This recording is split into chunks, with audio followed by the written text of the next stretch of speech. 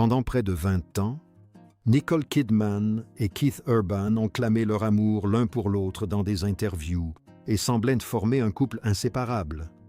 Hollywood est sous le choc après une révélation inattendue. Après des années de spéculation autour du mariage de Nicole Kidman et Keith Urban, Russell Crowe a enfin brisé le silence et ces révélations sont tout simplement choquantes. En tant qu'un de leurs amis les plus proches, Crowe a été témoin de moments intimes que le public ignorait. Ses aveux provoquent aujourd'hui un véritable séisme dans le monde du spectacle. Quel secret a-t-il gardé toute cette année? Aujourd'hui, nous révélons la vérité stupéfiante de Russell Crowe sur Nicole et Keith. L'homme qui a toujours été là. Sous les feux de la rampe hollywoodien, les amitiés s'évanouissent souvent aussi vite qu'elles se nouent. Des alliances éphémères, nées du succès au box-office et des apparitions sur les tapis rouges. Mais bien avant de devenir une icône mondiale, Nicole Kidman avait tissé des liens indéfectibles. Au milieu du tumulte de la célébrité, une amitié demeura son pilier. Son lien profond et indéfectible avec Russell Crowe. Leur relation n'est pas née sous les projecteurs d'une avant-première, mais dans l'univers âpre et plein d'espoir de l'industrie du divertissement australienne à la fin des années 1980. Ils étaient deux talents émergents, unis par un héritage commun et une compréhension tacite de l'ambition et des sacrifices nécessaires pour se faire un nom. Je suis une personne dont la vie est marquée par le deuil, la douleur et la perte. Ce socle, bâti loin des regards indiscrets, a forgé un pacte de loyauté indéfectible. À travers chaque gros titre, chaque rumeur et chaque chagrin public, Russell Crowe est resté à mes côtés. Lorsque les caméras l'ont immortalisé, souriant aux côtés de Tom Cruise, puis lorsqu'elles ont documenté la rupture de leur union, Crowe était un soutien discret mais constant. Il était son havre de paix dans un monde qui en offre rarement. Cela conférait à son point de vue une importance inestimable. Il a radicalement changé la donne. Je crois que c'est le jour où j'ai vraiment compris que quelque chose avait énormément changé. Ce n'était pas une simple connaissance qui reprenait des articles de tabloïds. Il était Il est le gardien de son univers. Et il était présent lors de cette soirée fatidique de janvier 2005. Au gala JDLA, la nuit où tout a basculé. De l'autre côté d'une salle scintillante, Crowe a vu Nicole Kidman et un chanteur country charismatique nommé Keith Urban se rencontrer pour la première fois. Il a vu l'étincelle. Il a aussi vu l'hésitation. C'est là tout le plaisir. Quand on commence à s'intéresser à quelque chose et qu'on se dit « je n'y arriverai pas ». D'après des sources proches du trio, Crowe a joué un rôle discret mais essentiel d'entremetteur, créant des occasions de rencontre et offrant à Nicole le réconfort d'un ami de confiance. Il a été témoin de leur histoire depuis le tout début, sans jamais se douter qu'il serait un jour celui qui en révélerait le chapitre final, déchirant. Un amour qui a défié tous les pronostics. Pendant près de 20 ans, Nicole Kidman et Keith Urban ont clamé leur amour l'un pour l'autre dans des interviews et semblaient former un couple inséparable. La romance qui allait captiver le monde n'a pas commencé par un coup de tonnerre, mais par une période de silence poignant. Après cette première rencontre, Nicole a avoué, des années plus tard, avoir été perplexe, se demandant même si Keith ne l'avait pas remarqué. Je pense que c'est parce que, vous savez, évidemment, ça prend 1h30 de coiffure et de maquillage. Pendant 4 longs mois, il n'a pas appelé. Mais lorsqu'il a enfin trouvé le courage, leur idylle s'est enflammée d'une intensité irrésistible. Une virée à travers Woodstock sur la Harley-Davidson de Keith les a menés à un lieu de pique-nique isolé, et c'est là, dira plus tard Nicole, qu'elle a craqué. Elle était une femme qui préférait s'engager sans hésiter et le 25 juin 2006, à peine un an et demi après leur première rencontre, ils étaient mari et femme. C'était le conte de fées hollywoodien par excellence. Ce mariage de rêve faisait croire à tous que deux superstars pouvaient vivre heureuses pour toujours. L'union de deux des plus grandes stars australiennes. Mais c'est là que l'histoire se complique, que le vernis lisse se fissure pour révéler la vérité bouleversante sur les efforts déployés pour construire leur amour. Car 4 mois seulement après leur mariage, le conte de fées s'est effondré. En octobre 2006, Keith Urban, qui luttait depuis longtemps contre ses démons liés à la dépendance, a replongé et est retourné en cure de désintoxication. Il confiera plus tard à Rolling Stone, avec une franchise brutale: « J'ai provoqué l'implosion de mon jeune mariage. » Un moment qui aurait détruit presque n'importe quelle autre relation avant même qu'elle ne commence. Mais la réaction de Nicole Kidman fut tout simplement héroïque. Elle n'a pas abandonné, elle n'a pas publié de communiqué de presse. Elle a tout annulé. Promotion de films, obligations professionnelles. Son univers entier s'est mis en suspens pour soutenir l'homme qu'elle venait d'épouser. Pourtant, son soutien n'était pas aveugle, et j'ai la chance d'avoir un mari formidable et une foi inébranlable. J'ai ces deux atouts. Comme elle le confiera plus tard, elle est parvenue à une compréhension profonde. Elle ne pouvait pas le sauver. Il devait se sauver lui-même. Son rôle était de l'aimer, de lui offrir l'espace nécessaire pour accomplir ce travail sur lui-même. Ce fut un acte d'une force, d'une patience et d'une foi inébranlable. Contre toute attente, leur mariage a survécu. Keith dira plus tard qu'il était né de cette union. Nicole lui avait offert l'ancrage dont il avait besoin pour se libérer des chaînes de son passé. De son point de vue privilégié, Russell Crowe observait le déroulement des événements, conscient qu'il ne s'agissait pas d'une simple romance hollywoodienne.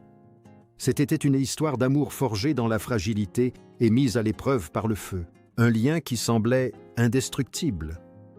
Ils avaient survécu à une crise qui aurait brisé n'importe qui d'autre.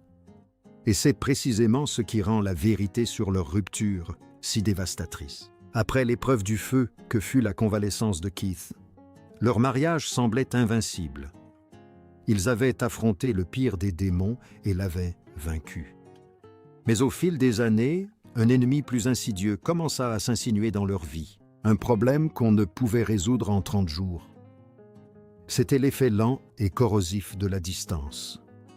Le moteur de la carrière de Keith Urban, c'était la route. Son emploi du temps de tournée, exigeant, l'obligeait à passer environ 200 jours par an loin de chez lui. Ce n'était pas qu'un chiffre, c'était une réalité qui a divisé leur vie en deux. Au lendemain de l'annonce choc de sa séparation d'avec Keith Urban, après 19 ans de mariage, elle a révélé que pendant plus de 6 mois, ils vivaient chacun de leur côté, ne communiquant que par téléphone et par des lettres d'amour quotidiennes.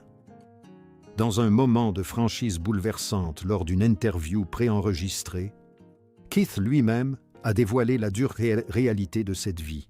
Quand on se réveille à 3h30 du matin dans un bus de tournée, malade comme un chien, que ses amis et sa famille nous manquent, qu'on se sent complètement seul, malheureux et malade, et qu'on se demande « Pourquoi est-ce que je fais ça ?» Cette profonde solitude, nuit après nuit, dans une ville différente, crée un vide. Et les vides sont dangereux.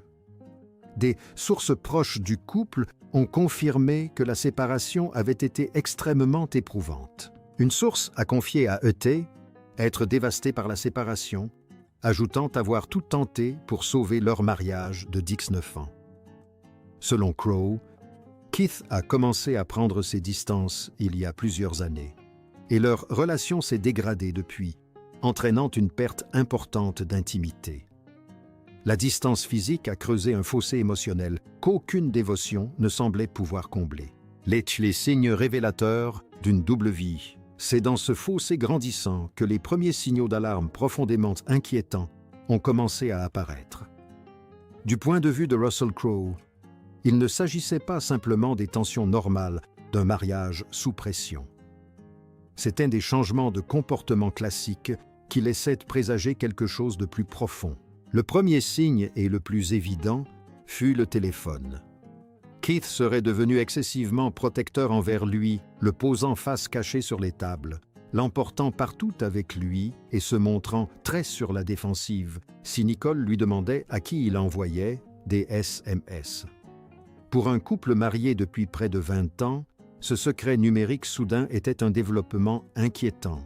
Laissez-nous un peu d'espace. Essayez de trouver une solution. Non, nous passons directement au dénouement.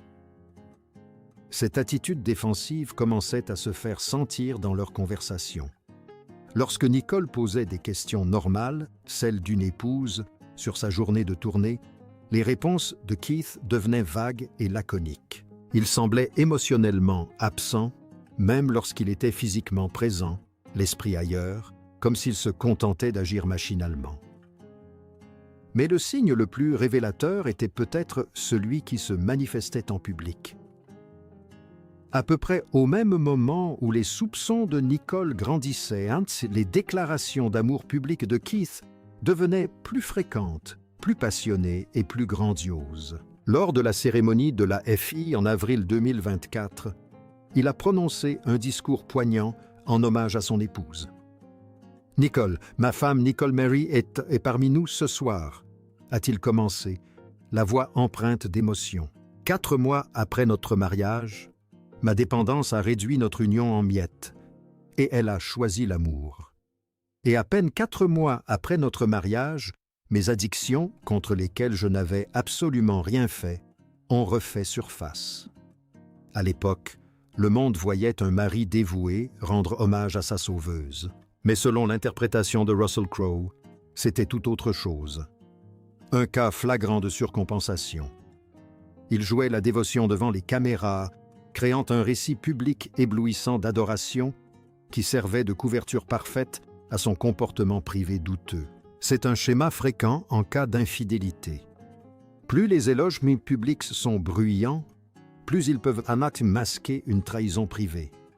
Et Crowe, témoin de la situation, aurait constaté ce douloureux fossé. L'intuition féminine. Nicole Kidman n'est pas dupe. Elle est intelligente, perspicace et dotée d'une intuition hors du commun. Les sourires qu'elle arborait sur les tapis rouges masquaient un malaise grandissant.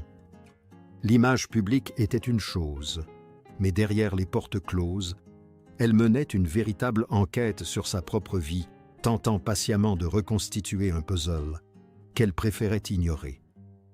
Son comportement commença à changer de manière subtile mais significative. Elle a commencé à surveiller les comptes de réseaux sociaux liés à la tournée de Keith, à la recherche d'incohérences. Crowe a remarqué sa tendance croissante à faire des apparitions surprises à ses concerts, des gestes qui paraissaient être un soutien aux yeux du public, mais qui étaient en réalité des missions d'enquête. Le poids émotionnel de cette situation a commencé à se faire sentir dans son travail. Les réalisateurs présents sur le plateau ont remarqué des moments de fragilité émotionnelle inattendus, notamment lors des scènes abordant les thèmes de la trahison ou de l'abandon. C'était comme si la frontière entre la douleur de son personnage et la sienne s'était en paix, ne nécessitant que peu d'efforts de sa part. Sa souffrance la plus profonde, cependant, restait confinée à l'intimité. Russell Crowe a été témoin d'un moment qui a confirmé que les sourires du public n'étaient qu'un leurre. Il a vu Nicole en coulisses après un concert de Keith, en larmes, laissant transparaître à vif et sans retenue une douleur immense. C'est dans ces moments-là que Nicole se tournait vers son ami de longue date, non seulement pour partager un vague sentiment de solitude, mais aussi pour lui confier des soucis précis qui commençaient à la tourmenter. Il y avait une photo prise par un fan qui semblait un peu trop intime. « C'est un beau moment de célébration, Nicole. J'ai embrassé mon mari aussi. Le voilà, juste là. » Et le récit d'un membre de l'équipe de Keith qui ne correspondait pas tout à fait à la version que Keith lui avait racontée. Chaque incident était une petite fissure dans le fondement de sa confiance. Et ensemble, ils formaient un schéma qu'elle ne pouvait plus ignorer. Une confrontation n'était pas seulement probable, elle était inévitable. Le point de rupture ne survint pas dans un fracas assourdissant, mais dans la lueur bleue et silencieuse d'un écran de téléphone, tard dans la nuit. Pendant des années, Nicole Kidman avait vécu avec une intuition sourde et lancinante, un sentiment qu'elle avait tenté d'ignorer, le considérant comme l'angoisse naturelle d'une épouse dont le mari passait la moitié de sa vie sur la route. Mais l'intuition, lorsqu'on l'ignore, ne disparaît pas. Elle attend. Et en un instant dévastateur, ses pires craintes se sont confirmées. Selon Crowe, Nicole a découvert des messages inquiétants sur le téléphone de Keith. Ils étaient clairs et précis. Ces échanges auraient eu lieu avec une choriste de son groupe de tournée. En parcourant les conversations, Nicole fut frappée par une dure réalité. Les messages laissaient entendre des rencontres privées, organisées à des moments où Keith prétendait travailler tard dans des studios d'enregistrement. C'était une supercherie manifeste et préméditée. Le moment choisi pour cette découverte était particulièrement cruel. Nicole était en plein tournage. Un tournage intense pour un rôle dramatique exigeant. Une expérience qui l'avait laissée à vif et particulièrement vulnérable. Être trahi est une chose. Être trahi au moment où l'on est le plus vulnérable est une autre affaire. Le récit, apparemment rapporté par Russell Crowe, suggère que Nicole s'est confiée à lui après avoir découvert les messages, sa voix exprimant non seulement de la colère, mais aussi une profonde blessure. Ce n'était pas la première fois qu'elle nourrissait des soupçons, mais c'était la première fois qu'elle détenait une preuve irréfutable. C'en était fini des dénégations plausibles. Le point de rupture était atteint.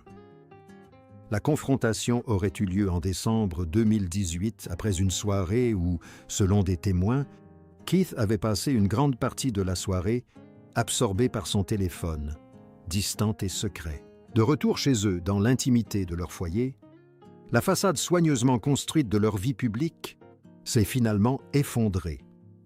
Ce qui avait commencé par une simple question directe sur ses communications secrètes s'est transformé en une conversation de 4 heures qui s'est prolongée jusqu'à l'aube. Il ne s'agissait pas d'une dispute. Ce fut une présentation méthodique et bouleversante de la vérité. Tout au long de l'échange, Nicole aurait présenté à Keith les preuves précises qu'elle avait rassemblées pendant des mois.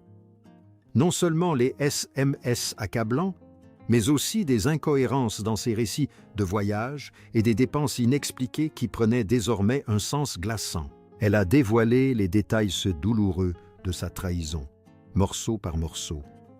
Aux premières lueurs du jour, Nicole a lancé ce que ses amis décrivent comme son ultime avertissement. Un ultimatum, prononcé avec la froideur et la lucidité d'une femme à bout de force. Les conditions étaient non négociables. Une transparence totale et absolue dès lors, une réduction drastique du nombre de concerts et un engagement immédiat dans une thérapie de couple. C'était sa seule et unique chance de sauver leur mariage.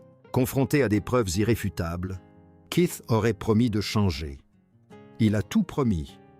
Le point de non-retour. Pendant quelques mois fragiles, on a cru que l'espoir était permis.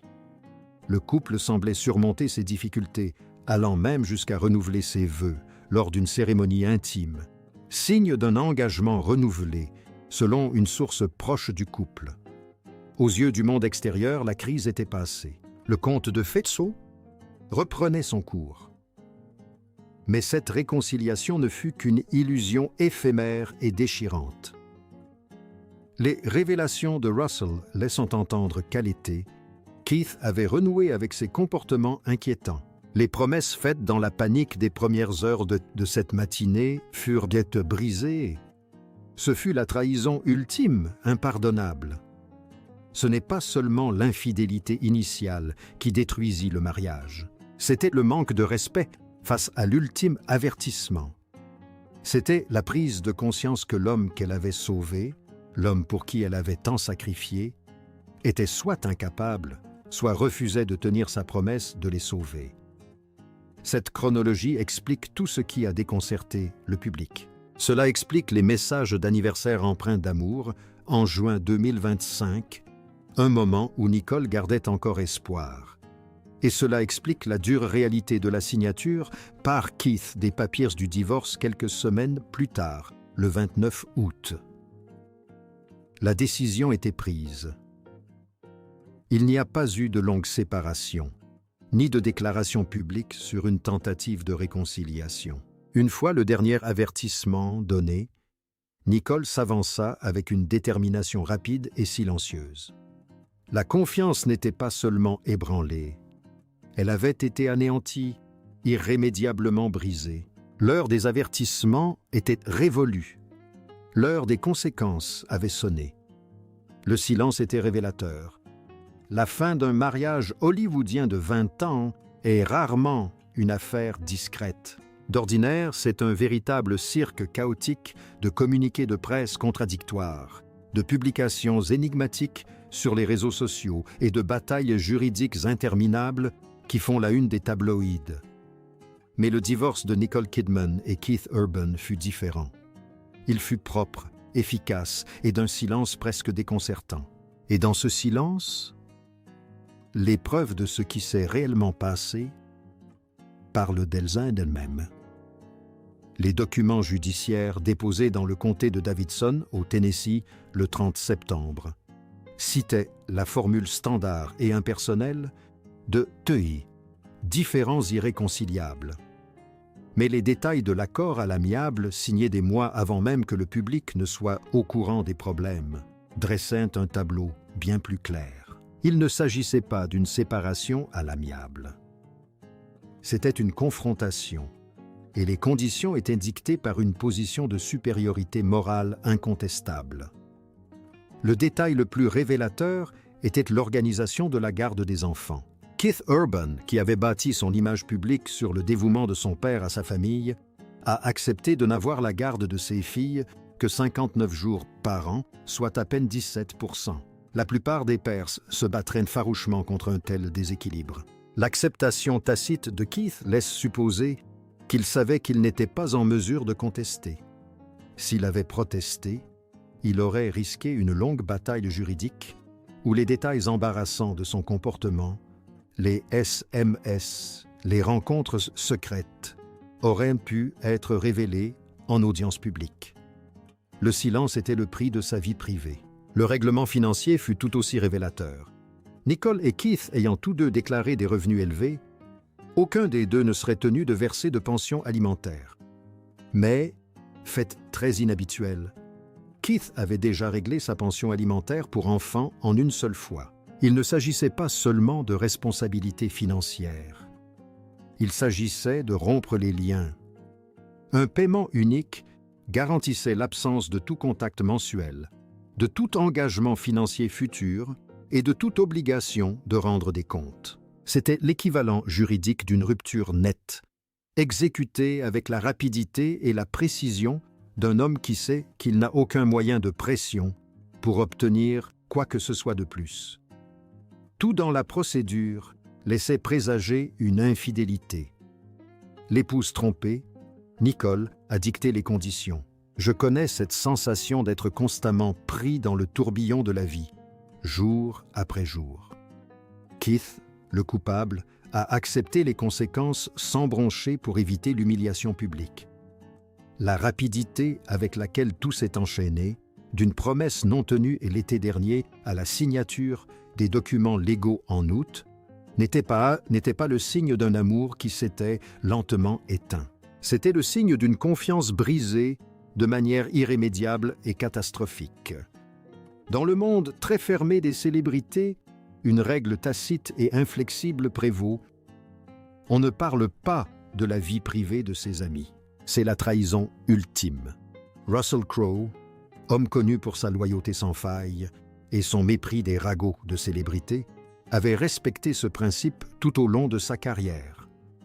Aussi, lorsque les premières rumeurs concernant son point de vue sur la séparation entre Kidman et Urban ont commencé à circuler, le monde du cinéma a été stupéfait. Pourquoi romprait-il le silence maintenant? Qu'est-ce qui pourrait bien motiver un homme si discret à s'immiscer dans une affaire aussi délicate? La réponse, selon ses proches, réside dans le principe qui le guide depuis des décennies. La loyauté. Alors que la nouvelle du divorce commençait à se répandre. Et voici une grande partie des 37 pages qui composent de leur dossier de divorce. Un discours insidieux mais pernicieux a commencé à se dessiner.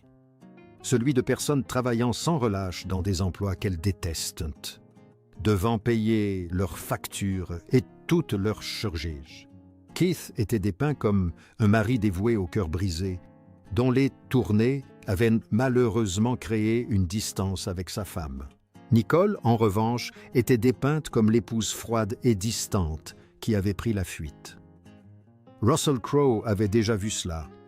Il savait à quelle vitesse une fausse information diffusée par les médias pouvait se transformer en vérité. Il aurait déclaré ne pas pouvoir rester les bras croisés et voir son amie, une femme qui avait tout donné à son mariage, trahie, incomprise et calomniée. Sa décision de parler n'avait rien à voir avec la propagation de rumeurs, mais avec la protection d'une réputation. C'était un acte de rectification, une manœuvre stratégique pour que la vérité éclate. Nicole ne s'est pas contentée de partir. Elle a été rejetée, et ce, seulement après avoir donné à son mari une dernière chance de bien faire. Certains initiés d'Hollywood ont même suggéré que Crowe agissait comme une sorte de messager, disant tous haut ce que Nicole ne pouvait dire elle-même, tenue au secret par la procédure judiciaire. C'est une tactique aussi vieille que la célébrité elle-même. Quand les projecteurs sont braqués sur vous, vous laissez un ami de confiance vous souffler la vérité. Qu'il s'agisse d'une croisade personnelle ou d'une stratégie concertée, la motivation était claire. Russell Crowe a rompu le silence qui caractérise les célébrités pour une seule raison: défendre l'honneur de son ami. Un héritage de grâce. Au lendemain de cette tempête juridique discrète, deux réalités bien différentes se sont dessinées. D'un côté, des rumeurs laissaient entendre que Keith Urban vivait la séparation beaucoup plus mal que prévu.